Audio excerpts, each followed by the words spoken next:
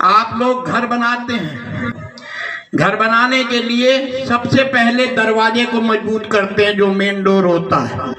इसी प्रकार अगर हिंदुस्तान की व्यवस्था को सुघड़ और सघड़ बनाना है तो सबसे पहला काम है पार्षद के इलेक्शन में हिमांशु गुप्ता को भारी बहुमत से जिताकर उनको ये दरवाजा मजबूत करना है। क्योंकि अगर घर का दरवाजा मजबूत होगा तो कोई चोर अंदर घुस नहीं सकेगा। यहाँ पर आरोप प्रत्यारोप बहुत है। आज आप लोग टीवी देखते होंगे, समाचार के माध्यम से पढ़ते होंगे, किस तरीके की व्यवस्थाएं, किस तरीके की स्थिति आज हिंदुस्तान में पैदा कर दी इस भाजपा सरकार ने।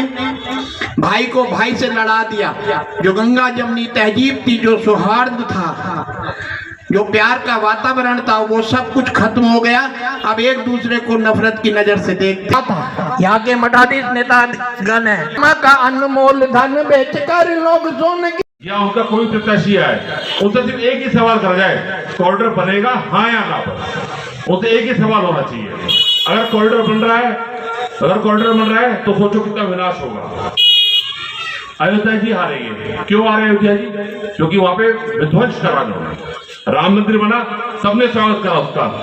राम मंदिर बना, सबने स्वागत करा, लेकिन वहां जो लोगों को उजाड़ा उन्होंने, लोगों की दुकानें गई, घर गए, रोजगार गया, बेरोजगारी बढ़ी, उसका जिम्मेदार कौन है? तो आपका सिर्फ एक ही सवाल होना चाहिए मंत्रियों से, कॉरिडोर बनेगा हाँ या ना। अगर वो कहते हैं हाँ तो फैसला आपको करना है, अगर ना तो भी फैसला आपको करना है। तो आपसे मेरा निवेदन ये है कि हिमांशु भाई को भारी मतों से विजय बनाए, और जो हमारी दोगे तो ये वार्ड ही नहीं बचेगा।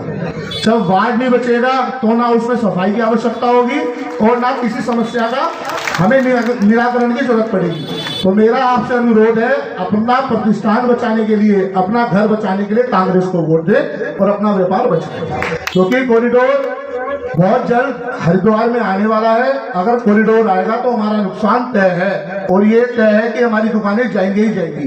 तो आप सभी से अनुरोध है, हिमांशु गुप्ता और मेयर के लिए हमारी माता अमरीश कालियान जी को विजयी बनाए। धन्यवाद। अंकुर सक्सेना जी, उपस्थित जितेंद्र विद्याकुल जी, पूर्व शहर कांग्रेस, यहाँ उपस्थित हमारे युवा साथी हैं, हमारे सम्मानित माताएं हैं, बहनें हैं, और जितने भी बुजुर्गगण हैं, मैं आप सबसे यही निवेदन करना चाहूँगा कि आप 23 तारीख में जब जाएं तो केवल और केवल आप इस बात का ध्यान रखिएगा कि जब पूरे देश में, प्रदेश में डबल इंजन की सरकार है, और डबल इंजन की सरकार होते हुए भी जिस प्रकार की तानाशाही है और बहुत सी ऐसी योजनाएं हैं जो कहीं ना कहीं जन विरोधी हैं, उसके बावजूद भी आम जन ना तो उन योजनाओं का विरोध कर पाए। लेकिन आज ये एक बहुत बड़ी समस्या हो चुकी है कि हमारे बीच में उन जो जन विरोधी नीतियां हैं उनके लिए लड़ने के लिए हमारे पास ना तो आज कोई नेतागण है, ना कोई सामाजिक कार्यकर्ता है, ना कोई साथी है। साथियों, केवल और केवल कम शब्दों में यही बात मैं आपसे कहना चाहूंगा कि अगर इस वार्ड से आप सभी उपस्थित सम्मानित जन कांग्रेस के पार्षद प्रत्याशी हिमांशु गुप्ता और नगर निगम की हमारी सम्मानित जो मेयर की प्रत्याशी हैं अमरीश देवी बालियान जी, अगर आप सबका आशीर्वाद उनको मिलता है तो निश्चित रूप से हम ये कहना चाहते हैं कि आने वाले समय में कांग्रेस के कार्यकर्ता आपके नेतृत्व में आपकी लड़ाई को लड़ने का काम करेंगे। छोटे जब मैं 2013 में जीता तो 686 वोटों से जीता। 2018 में जब मेरी माताजी जीती तो 686 वोटों से जीती। अब मैं आपसे कहना चाहता हूं, मैं अपने छोटे भाई के लिए आपसे हाथ जोड़ के पल्ला पसार के वोट मांग रहा हूं। तो इसको ज्यादा करने का काम करोगे नहीं करोगे, ये कहना चाहता हूं आपसे। हाथ उठा के कहो, इसको ज्यादा करोगे कि नहीं करोगे? हमारी मेयर पिछली बार 681 से जीती थी, आज उसे 700, 750, 800 पे ले जाने का काम आप करोगे नहीं करोगे? हाथ उठा के आश्वासन देते हैं। कि हमने जो अपना घोषणा पत्र बनाया है वो पेटियां रखी है जगह जगह सुझाव के लिए, और पेटियां रखकर जो लोगों ने सुझाव दिए, सतपाल जी, वो पेटियों में जो लोगों ने सुझाव दिए उन सुझावों में अपने घोषणा पत्र में शामिल किया है।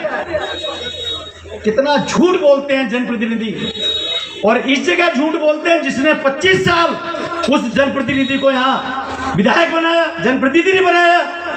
अगर सुझाव पेटियों में सुझाव दिए हुए होते, अगर यहाँ पेटी लगी हुई होती, तो क्या उसमें कॉरिडोर के बारे में कोई आदमी सुझाव देता या नहीं देता? उनके घोषणा पत्र में कॉरिडोर के नाम पर कोई चर्चा तक नहीं है।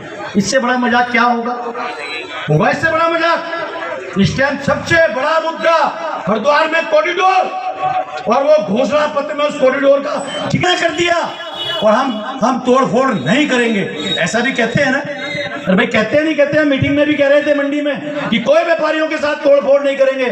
अरे जब आप मीटिंग में कह रहे हो तो अपने घोषणा पत्र में क्यों नहीं शामिल करते कि हम व्यापारियों की कोई दुकान नहीं तोड़ेंगे, सुंदर हरिद्वार बनाएंगे, हम भी आपका सहयोग करेंगे। हम भी तो चाहते हैं हरिद्वार का विकास हो, हम भी चाहते हैं हरिद्वार सुंदर बने, लेकिन ऐसा सुंदर नहीं चाहते कि पोखरियाल जी की दुकान ही गायब हो जाए, यहां से चौड़ा हो जाए। ऐसा चौड़ा क्या करना जिसमें आगे सारी दुकानें खत्म हो जाएं, सारे व्यापारी उजड़ जाएं, और फिर हम कहें कि बहुत सुंदर हमने चौक बना दिया। ऐसा सुंदर हम नहीं चाहते। ऐसा सुंदर बने व्यापारियों को बैठ के।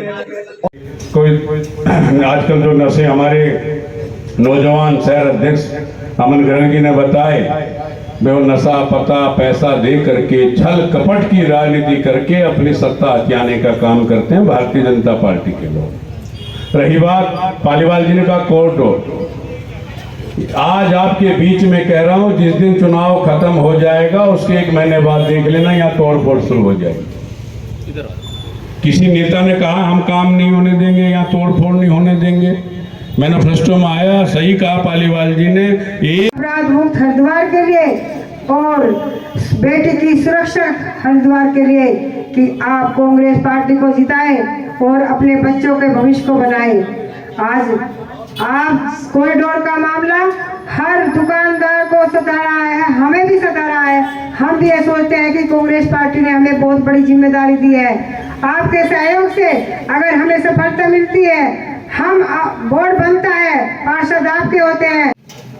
अब अंतिम चरण है चुनाव का, तो अब जो भाजपा के कार्यकर्ता हैं या जो बाहर से आए हुए कार्यकर्ता हैं, उन्होंने बदनाम किया जोगिया मंडी को, बदनाम किया भूरे की कॉल को, और बदनाम किया रामलीला ग्राउंड को, और बदनाम किया उन सभी भाइयों को। कहते हैं कि हम तो शराब मांगने आते हैं, कहते हैं कि हम तो शराब मांगने आते हैं।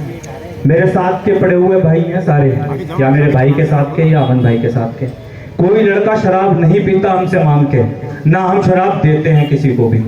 मेरा अब आज रात से ये प्लानिंग शुरू होगी कि गंगा जल उठवाओ।